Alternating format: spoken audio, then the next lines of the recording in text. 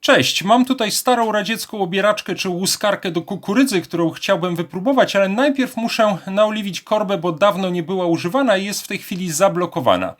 Wyszoruję elementy urządzenia szczotką stalową.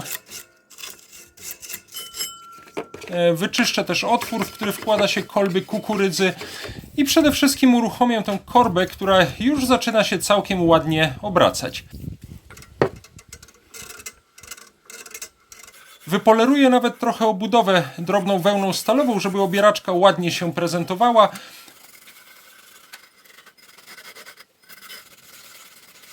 Chyba wystarczy w końcu.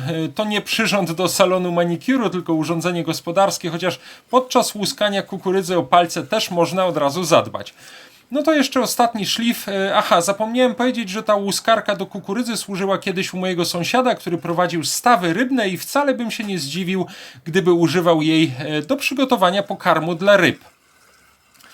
Tutaj widać radzieckie oznaczenia i numer, ale nie wiem, kto jest producentem, a tak można wcisnąć korbę, żeby w maszynkę zmieściły się kolby kukurydzy różnej grubości i były tam porządnie dociśnięte.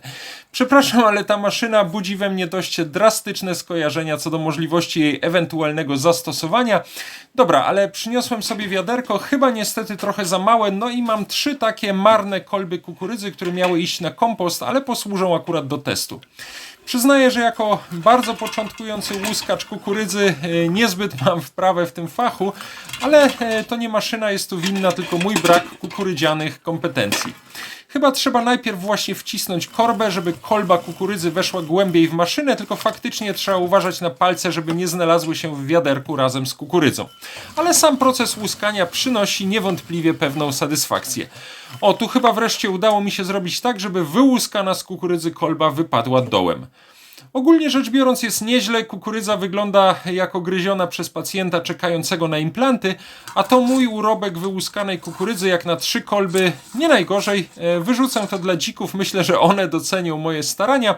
W każdym razie jestem z tej starej radzieckiej łuskarki do kukurydzy całkiem zadowolony. Przyznaję, że nie mam pilnej potrzeby masowego łuskania kukurydzianych kolb, ale może wpadnie wam na myśl jakieś inne sensowne zastosowanie tego urządzenia. Wiem, że do łuskania kukurydzy wykorzystywano kiedyś pralkę Franie, więc może łuskarka mogłaby posłużyć jako na przykład wyżymaczka do skarpet.